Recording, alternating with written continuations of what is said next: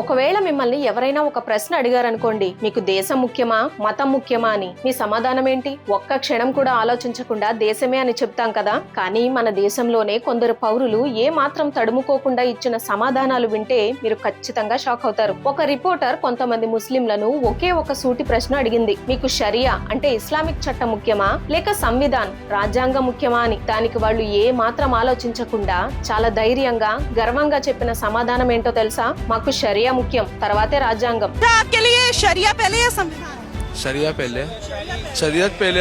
ఆ రిపోర్టర్ మరో ప్రశ్న అడిగింది, మీకు దేశం ముందా ఇస్లాం ముందా అని. ఒకరి తర్వాత ఒకరు అందరూ చెప్పిన సమాధానం ఒక్కటే, మాకు ఇస్లామే ముఖ్యం. దేశ్ పహలే హై ఇస్లాం इस्लाम है हमारे लिए, इस्लामी है भाई हमारे लिए। शरिया या संविधान? शरिया है पहले, संविधान। अच्छा आप शरिया है पहले। शरिया आप बस इस्लाम है। सर आप इस्लाम पहले।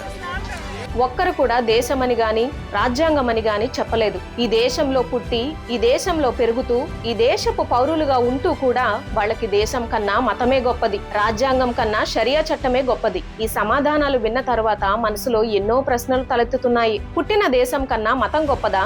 దేశ ప్రజలందరినీ కలిపి ఉంచే రాజ్యాంగం కన్నా మతపరమైన చట్టాలు గొప్పవా? ఈ ఆలోచన విధానం మన దేశ భవిష్యత్తుకు ప్రమాదకరం కాదా? ఈ సున్నితమైన అంశంపై మీ అభిప్రాయం ఏంటో కింద కామెంట్స్ లో నిర్భయంగా చెప్పండి. ఈ షాకింగ్ నిజం ప్రతి భారతీయుడికి తెలియాలి. అందుకే ఈ వీడియోను లైక్ చేసి అందరికీ షేర్ చేయండి. జై హింద్.